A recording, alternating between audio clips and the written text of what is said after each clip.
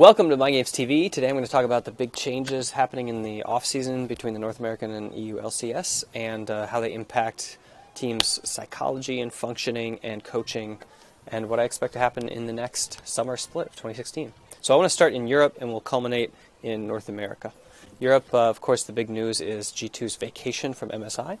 Sorry for the interruption there. I'm doing this live, by the way, those of you watching on YouTube, so if you want to jump in, follow me on Periscope, Mind Games Weldon. I try to cover these lives, and then I do answer questions with the behind-the-scenes people as we do it, so that's how the show kind of like carries on. So feel free to jump in there, and you guys, I'll try to keep an eye on your questions as this is going along. Just pop them up as, like, try to keep them topical, like talking about the team that we're talking about. Okay, so G2. First of all, about the vacation from a sports psychology perspective. So they did like an analysis, I guess, of like quality versus like rest of their training and made some sort of decision.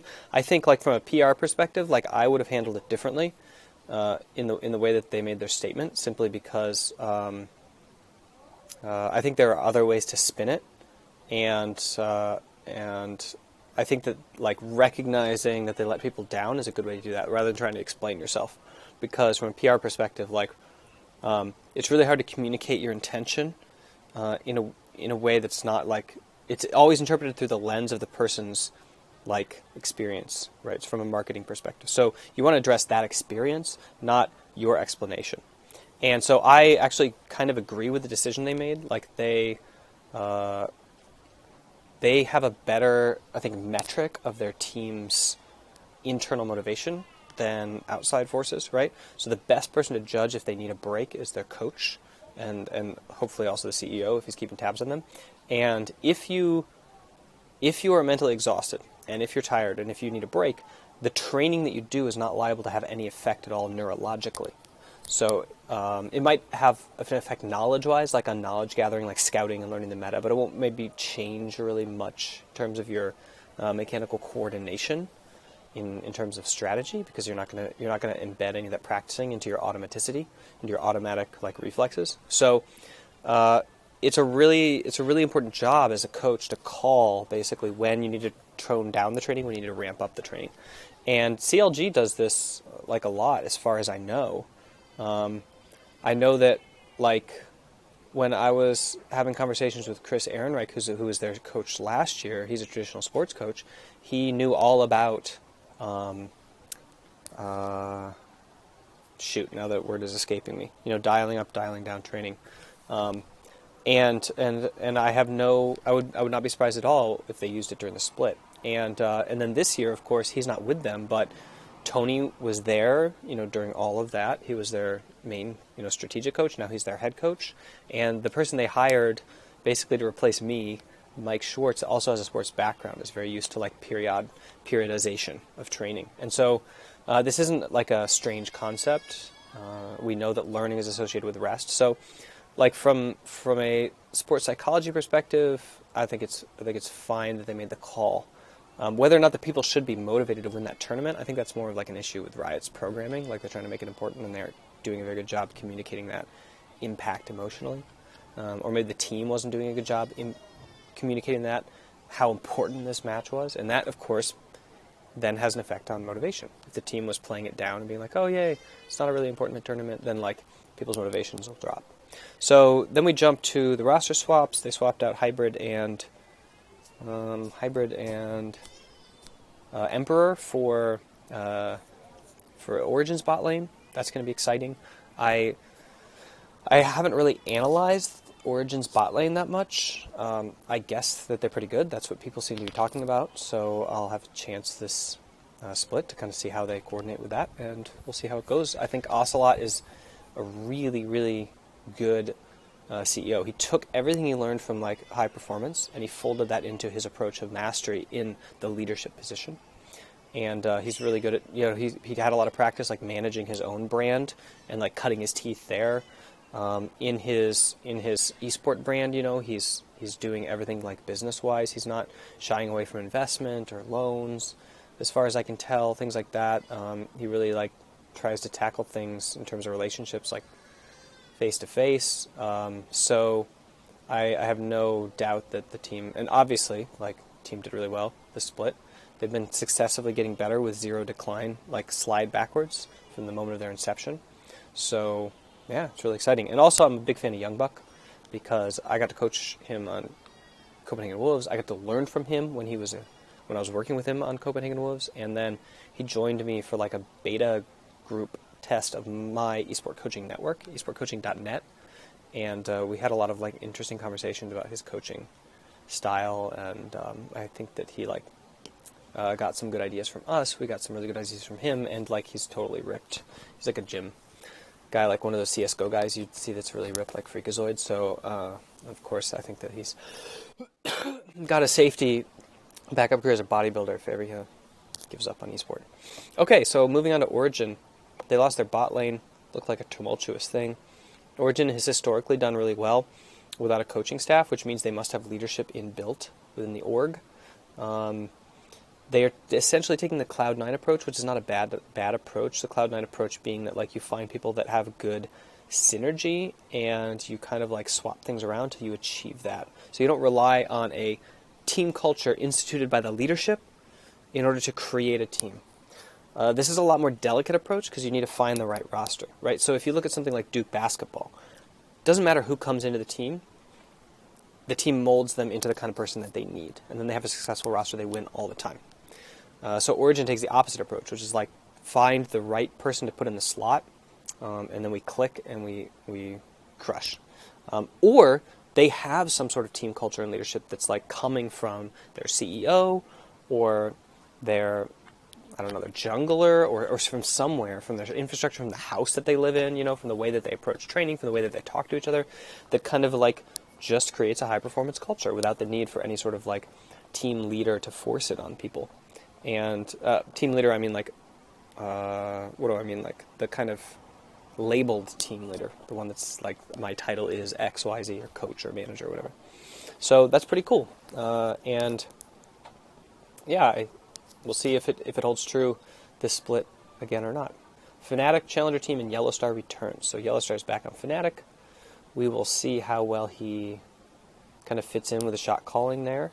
And I was always wondering,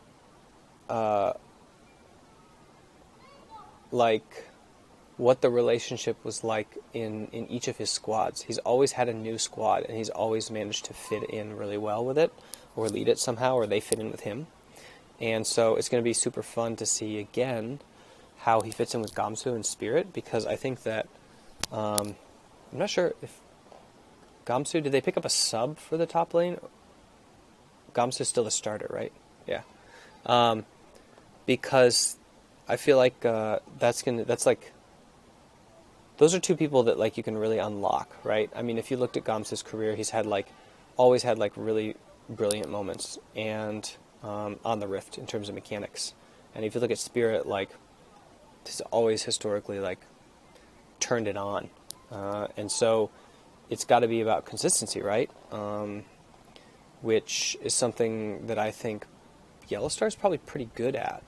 Because if you look at his career, he's always consistently been one to pull it out, as rosters change, and he's the consistent kind of thing on them as they pull through. So maybe if you take these brilliant kind of players and you throw in a consistent person like Bora in terms of leadership, that'll be the magical sauce that unlocks it. Also, Daylor is really familiar with working with him, right? And he's familiar with working with Daylor, so that's going to be super fun to watch. Okay, Forgiven.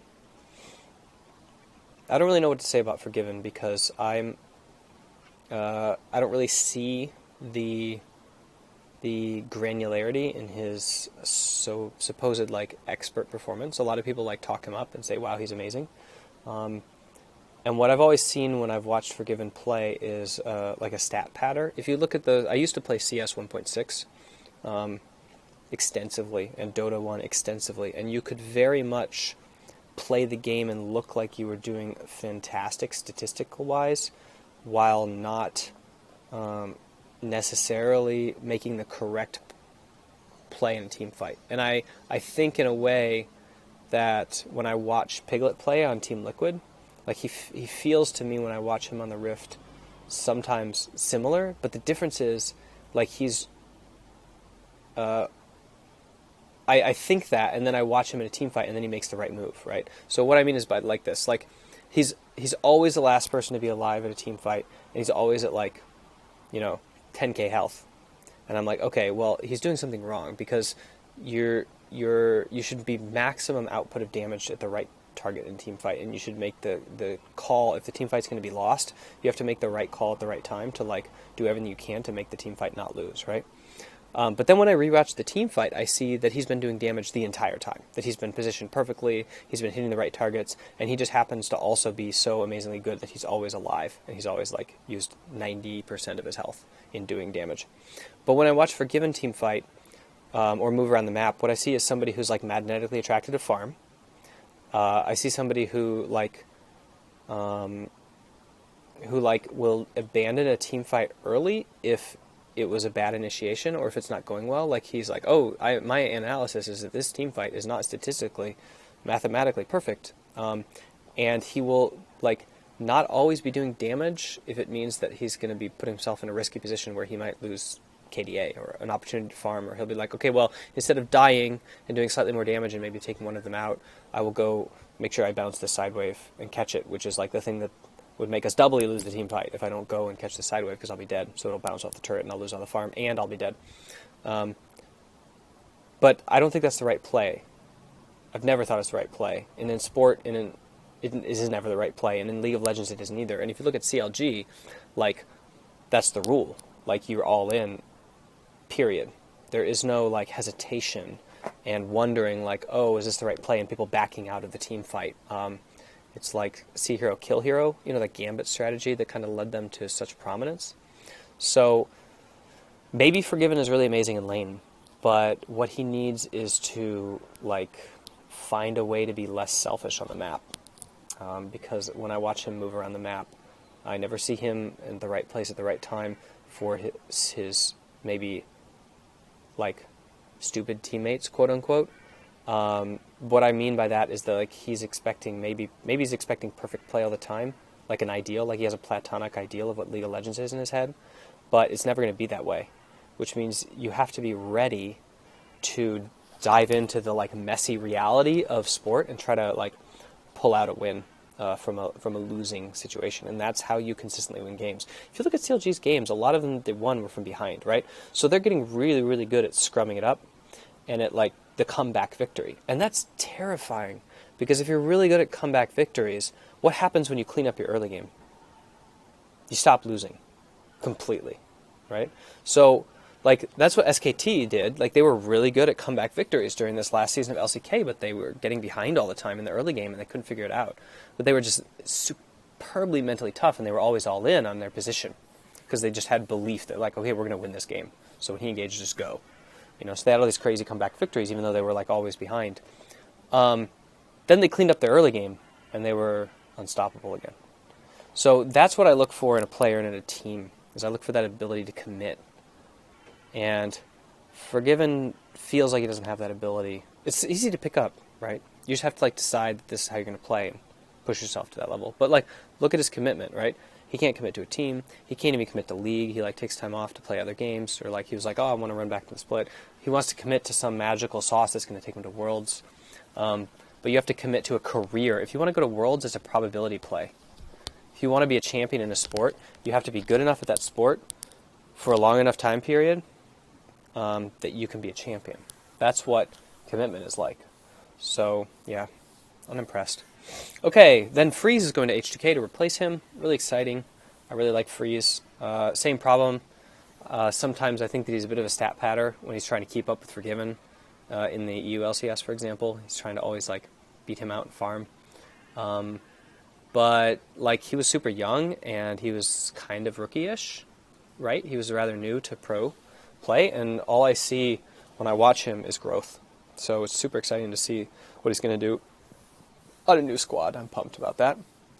So Roccat is super fun. Fly was one of the first people that I talked to in Tier 1 professional league when I was working with Enemy Esports in like Tier 2 and Challenger scene back in 2014, December.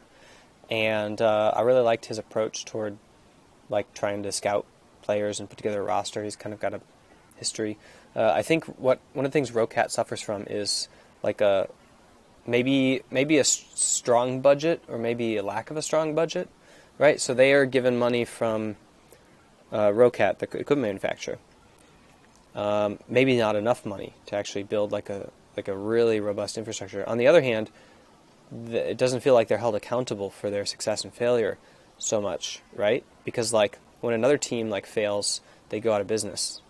So it feels like there's this safety there that's keeping them from innovating, or at least like keeping them on the edge. I'm a big fan of what is it, like laissez-faire economics, so the black and the white of the market. Just like if you're not good enough, you get killed, murdered by the economy. So Roccat is, like, for me, really, really fun team to follow on social media because they do everything right, because they're a brand building team, right? And I think personally that teams attached to peripheral companies are the way to go. Like, I think Fnatic is super smart to be doing gear, because instead of selling their attention to sponsors, they're using the attention themselves to sell equipment. Now, Roccat, if you look at their revenue, they're like the size of all of the esport teams in the world combined. I mean, their revenue is insane, right? So just like one equipment manufacturer is bigger than all of esport. So, I mean, that might not be true now, but it was like last year when I looked. So, like, clearly it's way better to use your attention to sell your own product and get big by selling to all of your fans than it is to try to sell other people's junk to all of your fans. Like, I don't know, somebody else's equipment, for example. Because then you're making them money with your own fans, when you could be doing it yourself if you made your own equipment. So I like what Fnatic's doing. I like what Roccat did with picking up a team, and I think that it's like the correct way to go. You think about it like in football or soccer, for all you Americans watching. Like a team making it their own shin guards and shoes and selling them instead of selling Nikes is going to make more money in the long run. So, okay, current lineup. Airwax, start with him because I got to work with him.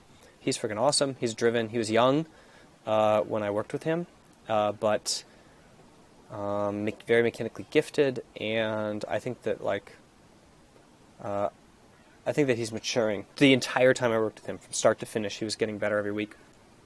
So that was really exciting to see. I like seeing strong junglers. I think jungle is a really important role.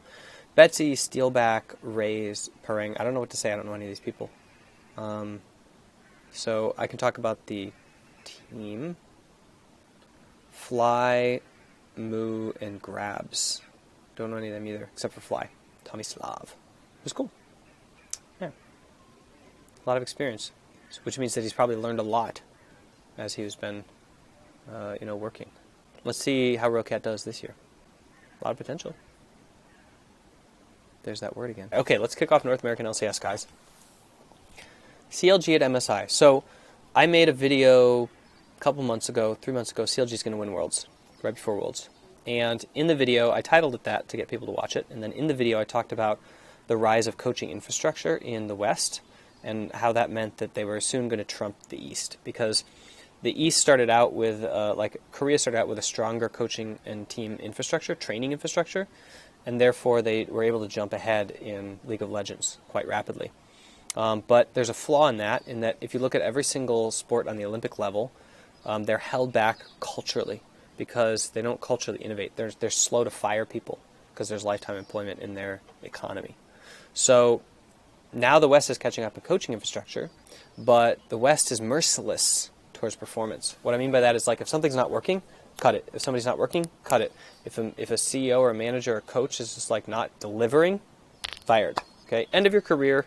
They have no qualms about that. And on top of that, any sort of new science kind of comes into the fold. It's not tradition, right, where you hold to what you're doing just because you were doing it, which is the main education method in Eastern structures. So in corporate structures and in coaching structures is mentorship. You learn how you did it, you learn how your coach did it, you follow them, then you become that person. And it's very difficult for you to sway from that path. Whereas in the West, it's all about innovation and pulling in science and being a research practitioner, learning something new and applying it, learning something new and applying it. So my prediction was that in esport, that was going to start to hold true, and it is. If you look at CLG, they learned what they did from last split. They went into this split with an even stronger infrastructure. They have now like Devin as their CEO, who's a very developmental-oriented CEO with a strong background in marketing. And he brought in Michael Schwartz, like a full-time version of like me, Weldon 2.0, full-time in the house with the players. They made Tony the head coach with everything that he learned from Chris when Chris was working with the team. And apparently none of the bad stuff, if there was any sort of relationship issue with them and the players. I don't really know what happened there, but I think that Tony, Devin, Chris, Matt are all really stand-up guys, and maybe they just didn't mesh well. Okay, back to CLG and MSI. So MSI comes around. CLG has defeated TSM in the North American Championships. Also, yay, but I'm so conflicted. I don't even know how to feel. As a professional, I'm like, as a fan, longtime fan of CLG, I'm like, yay. Anyway, yeah, so then they go to MSI. They freaking dominate, and then they get dominated. Although not as dominated as, for example, RNG was by SKT in the semis. So that's cool. And essentially what you see is infrastructure paying off, because really the game is about coordination and finding set plays and finding a way to map out patterns in the brain so that they're automatic. And the faster that you can learn, the higher trajectory you have on your rate of growth, and you just have to beat the other people's rate of growth to have then a higher level of performance than them. It's kind of like chess. So if you look at the growth of chess over the last decade, it happened through spurts of grandmasters who would supersede one another over and over based on their rate of learning of the game. And you start by studying the best, and then when you get up to the best, it's all about who has the best innovation and ability to structure new knowledge and then swiftly train it up. So what we see when we watch CLG's games is a mentally resilient team that comes back and has comeback victories and is like playing as a tight-knit unit. Two of the key factors that I always want to see are in a team when I would train them, for example, is all-inness, so aggressiveness, aggressive mindset, because that means that if you have that in performance, you have that in training.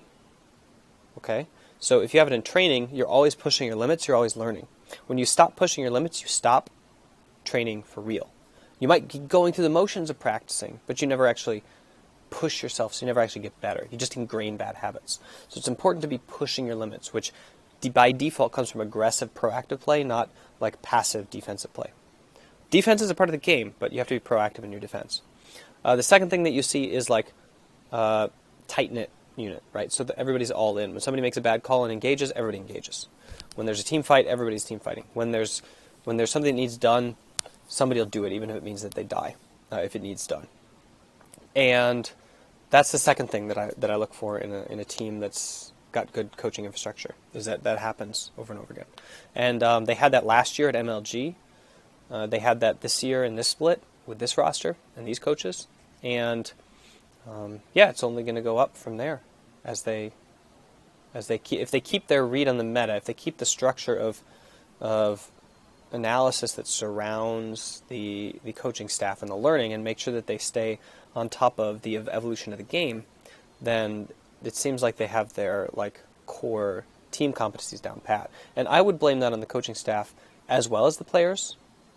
Hopefully, it's more on the environment that they've implemented, the culture they've implemented, because that means that people can fall away and come back in, and other people replace them, and the culture will persist, right? So that's the hope. Okay, SKT mindset.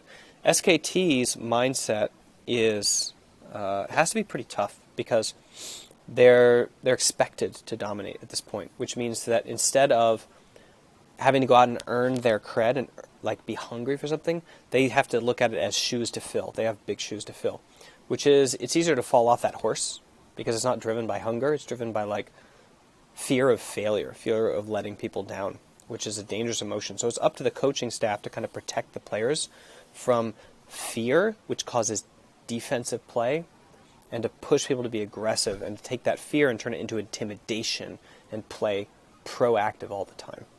And I think they do a good job of that. So that's the kind of mindset you have to inculcate if you want to keep growing as an organization when you're a championship level squad.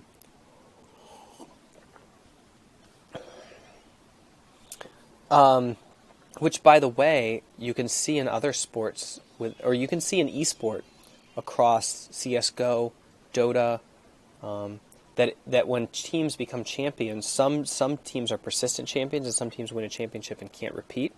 And it has to do with the mindset with which they approach training and winning after they become champions and they're on top of the mountain. Because it's really kind of easy to figure out the climbing up the mountain to dethrone the king, and it's really hard to figure out the we're on top of the mountain and we want to like fill these shoes and defend against all comers.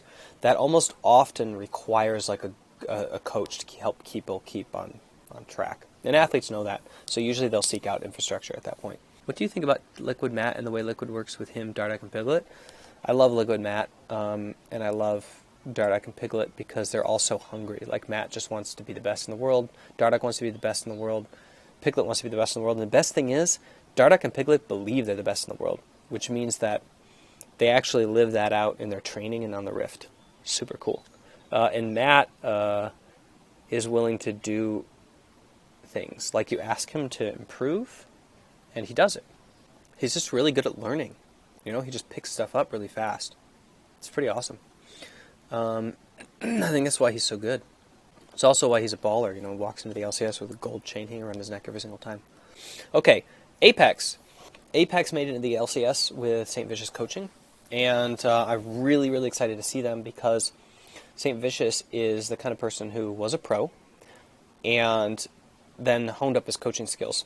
And I really like to see this combination of ex-pro plus coaching skill hone up. I've always been a big fan of Locodoco, and I'm a big fan of Youngbuck and Prolly because they're people who we're like, okay, we kind of have an intuitive grasp of the game at the highest level, and now we want to learn how to coach people, not the game, how to coach people, right? And Saintvicious has his military background to kind of like steal from in terms of like the leadership that he had, where they coach mindset and people. And yeah, I think that like when you're in an environment that doesn't allow failure, something as harsh as the Challenger series, you learn swiftly to iterate on what works and doesn't work. And so I think that he cut his teeth there really well.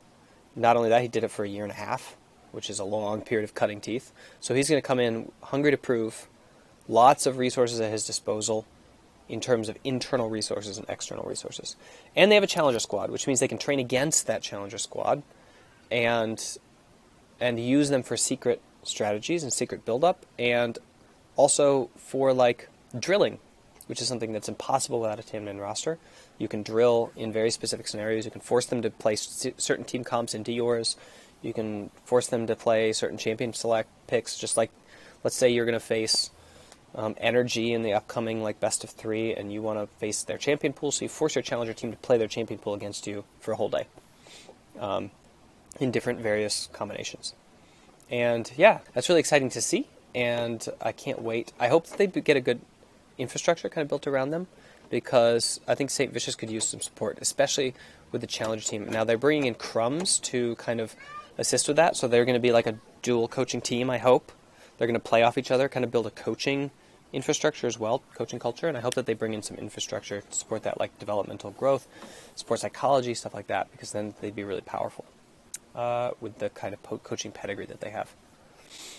Okay, best of 2, best of 3. How does that affect mentality? So I think it's going to be really good because it's going to mean more competitive games. More competitive games are better than fewer competitive games. And I like the ability to adapt. I don't think it's going to reveal like teams that can magically win better in best of 2s and 3s. Like, you have an aggregate season. If you can win in a best of 1, you can win in a best of... Sorry, if you can win in a best of 5, you can win in a best of 1. So it's not like some team sucks in best of 1s and then all of a sudden like shoots up in the playoffs. Like, they legit got better. It's not that teams like suck in best of 1s and then win in best of 5s. It's just teams get better. And when you play like in a series of semifinal, like if you do the Cloud9 Gauntlet, for example, last year, it wasn't that all of a sudden the Gauntlet revealed that Cloud9 is really good at comeback sweeps, like reverse sweeps. What it did was they learned fast. They adapted fast. And so it revealed their capability to learn in between teams. It just revealed that they were good players and they could learn fast. That's what it revealed, right? That's what good in a best of 5 means. So all this is going to do is reveal more talent and prove that other people lack talent. And by talent, I mean the ability to learn. Okay, you're not born with a talent for video games. You're born with an ability to adapt mentally and physically to a challenge and to like overcome it. So I'm excited for it. Also, it means it's more like football. Like there's different games every night, and you can kind of choose which teams you want to watch, and you'll get to see like people that bring in big viewers and people that bring in fewer viewers, and you'll get a better track of like your audience numbers as a brand, so you can start catering to them instead of like piggybacking off of like TSM's audience numbers. Like, yay, we're the game after TSM, we're getting a lot of viewers. You gotta kind of like build your own brand now, and that means that you're going to get better metrics over how popular you are because you're going to draw people to view your slot or not. And when and if the league ever franchises and becomes like team ownership, then they'll know who the big dogs are and who they aren't based on who can adapt and pull in viewers to their, Sunday Night Football, Monday Night Football slot and watch them. Okay, Renegades TPI or TIP TDK fiasco. So first of all, I was in the Renegades house for a week, and it was an incredible experience. I personally, I did not see, so I was working with the roster, and here's the people I had interactions with. The roster, current roster when I was there, which was Hakuho, the coaching staff, and the cook. And I stayed there. Oh, and the manager, Matt, right? And, Rob. Sorry, Rob. Almost forgot you. That would have been bad. Okay, so for me, it was a fantastic experience. The food was top-notch. I think it was the best food of any LCS team I ever worked with. It was like having like a restaurant level cooked meal every single time, and it was super healthy too. So I love their chef. I liked their environment. I thought it was very peaceful because it was beautiful, massive expanses. I like the fact that they basically went to the gym together twice a week or 3 times a week. They seem to like value physical maintenance. So like for me personally, the environment didn't affect me. Whether or not it affected other people, like I can't speak for other people. And certainly there were other people in the house besides the main roster. So, and there were other people on the team besides the roster when I was working with them.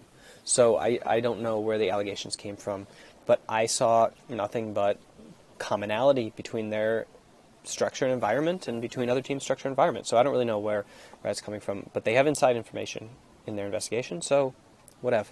I just think that there should be a public accountability for that, or like recourse, because I think it's total BS that there's no recourse for this kind of system. Like, I don't think it justifies to Monty and Chris. Like, I just don't like the judge, jury, execution approach. It's fundamentally flawed in every single political system it's ever been employed in, and in economic matters, and in like judgment matters. It's just not right, because you can make too many mistakes.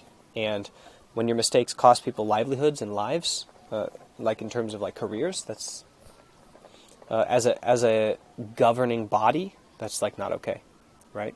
So, for example, TDK gets caught up in this. TDK appears to be a very well-run org that treats their players fantastically, and yet all of a sudden they're teamless because they were caught up in this fiasco. And that, to me, stinks of like just people not being granular enough in their decisions about this matter. Like they let their emotions get caught up in it. They let their emotions affect their judgment. They can't see it cleanly and clearly. They didn't ask enough people for advice about what was going on, and they certainly didn't ask anybody impartial. TIP, I mean, whatever. I've never been able to respect their management. Not all of their management, just particular members of their management. They've always seemed kind of scummy. I've heard allegations of like them asking for bribes for stuff and whatever. I've heard allegations of one person in their management asking for money for stuff. So, asking to be bribed. Isn't that ridiculous? By the way, this is like between the grapevine gossip from like just the like community at large. So who knows if it's like real or ridiculous. I think that they've been trying to sell. They tried to sell last year and they couldn't because they couldn't get their act together, or maybe they couldn't like connect with buyers, and then like maybe the same thing's happening this time. Hopefully they were able to sell so we could have a 10-person SCS again. Okay, NRG, new CEO from Apple. That's really exciting. They brought in a business person who's going to do marketing, who understands like advertising. Came in from iAd. Hopefully they know content marketing, because advertisement marketing doesn't really work in esport at all. You need to do content marketing. They have a new lineup with Kiwikid, OHQ, Santorin, Quas. I like Kiwikid. I think he's like super mentally resilient. I think that he lacks in terms of his belief that he can be the best in the world. So while he's really resilient, I don't think he actually sees himself as on a trajectory to be the best support player in the world. And I think that if he deployed that belief with his mental makeup, he would like grind out the skills necessary.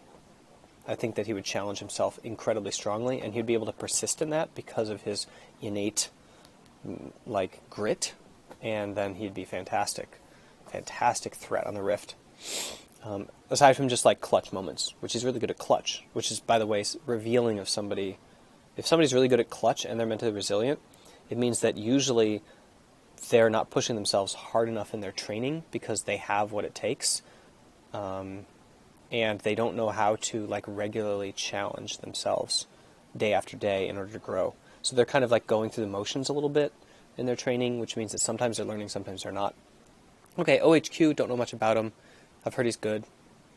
Santorin, got to work with him on Ember. He's like pretty amazing, super mentally resilient in terms of like in terms of his training. Feel like when he doesn't trust his team, as revealed, like, you know, in times when he plays really passive in the past. I think that he's played on a couple teams. He's played really passive, and he's played on a couple teams, and he's played super aggressive. Games. A couple games he's played passive, a couple games he played aggressive. You can see that like his passivity and aggressiveness fluctuates depending on how much he trusts his teammates. And that's true of everybody. It's hard to get people to just say, I'm going to pull the trigger even when I don't trust this person to follow up. And, oh, look, they didn't follow up, and now I'm dead, and I'm costing the game, and I look like an idiot. So that's really challenging, especially if you're in like a pro environment where you don't trust your own job security, which is like basically every pro player, you know, can just get blamed by the community for the whole split for their failures. And then even if they weren't their failures, like they were actually engaging when the team said it or something. So that can be hard, and so I don't blame him for that. So hopefully he finds like a really strong, nice, trusting environment automatically. Otherwise, the coaching staff can create it and just say like, no, it doesn't matter, go all in. We won't fire you if you start looking bad. Yeah, really good pickup on their part, I think. I think he brings a lot of solid, what do I want to say? Calmness. Not calmness, that's not the right word. I feel like Santorin brings a lot of solidity, solid consistency in like high performance. Like you can count on him to make the play, basically, when he shows up. He's going to make the play. When he shows up to the fight. I don't mean when he shows up like in the game. I mean when he arrives to the fight there, and he's like, and the team is like, okay, we're ready to go engage. Like he's going to make the play. He's not going to like whiff it. So I like that because he's, you know, he trains hard. So Quas, don't know much about how he is now. We'll see. I watched the new C9 episode with Reapered. Looked like episode 9 maybe. Looked like they didn't have a lot of experience being coached. Looked like they were used to strong leadership in the team, obviously, and they didn't have any, obviously, left. So that's going to be a challenge. I think that they're really receptive to coaching. Most of the roster is really receptive to coaching. So, and especially if they respect the coach, I think this is going to be a new adventure for them. I think that there's no going back. I think they finally made the decision, so they're just going to have to go with it. And now they have no excuses. They're going to have to be coached. They're going to have to learn. So they brought in people that could absolutely like be trusted to coach the team, and they're going to go for it. And we'll see if they can replicate. C9 has always been a team that had a high-performing atmosphere by default, and I feel like they didn't necessarily know how they created it. And now they're going to have to pick that apart. They're going to have to figure out how they created such a high-performing atmosphere and what important aspects were in that atmosphere that they want to replicate and duplicate in other people on the roster besides High. Do you know much about Reapered and his style? Seems like a direct person language problem, though. Looked like they have a language problem. He did everything through a translator. I wonder how much English he understands. I think he wanted the translator there to feel comfortable himself. Maybe like he'll start talking and understanding more English like as it goes along. How is he as a personality? It seemed like when I was watching him, he had a semi-good grasp of like coaching practicalities. Like you coach people, not the game. It's important to be able to coach the game so that you can coach people while they're playing the game. And so he's got the game part covered. He had a little bit of the coaching part covered. He had the one-on-one meetings. He asked the right questions. He said the right things in terms of like team implementation, like all-inning and stuff like that. So all I heard was good stuff when I was watching him on the reality show. And he didn't reveal. A lot of times I can watch a coach and I'll hear something they say and I'll be like, okay, he has no clue, about the science of coaching. Because there's core principles that are pretty much similar across all forms of like development and high performance. Deliberate practice versus proposal practice versus practice. There's a way to structure each of these. And you can see when somebody just doesn't understand how practice turns into elite performance. So, yeah, I didn't see any of that. TSM's new support, I think they've signed Biofrost. I don't know if that's officially announced yet. I don't think it's officially announced yet. I think it got leaked, so it's not confirmed from Riot yet. Who leaked it? Was it ESPN? Yeah. So I don't know. I've never watched him play. And I've seen a highlight reel montage from Korea with him in double lift. Looks awesome. Was it fun working with TSM? Yeah, working with TSM was really fun because I got to work alongside Andy and kind of understand what's going on there with his leadership of the team, which was super cool. He's really inspiring as a person to kind of work alongside of and see the respect he commands with the players, just the respect that he commands from the staff, the insight he has on the game. That was really, really superb. I learned a lot in just the week I was with them during the playoffs, just from watching Andy coach, which, to be honest, shocked me because when they show the reality show, right, obviously I guess they're picking out the juicy parts because they weren't showing the really incredible stuff that he did. They were just showing the conflict when he really called somebody to task. And they weren't showing all the granularity with which he commands the team. So that was really fun to kind of get an inside look into that. So yeah, I would say it was fun to work with TSM during playoffs because I learned a lot. Anything where I can learn is really beneficial in my mind. And that's all I wanted to talk about. So questions and comments, hit me up on Twitter, hit me up on Snapchat at MyNamesWeldon. I will reply on Snapchat usually. I try to reply to almost everybody on Snapchat, and I am still at 3%, so I can now do some Periscope questions too, if you guys want to. I think this is the end of the show on YouTube, but I'll stick around for the behind the scenes.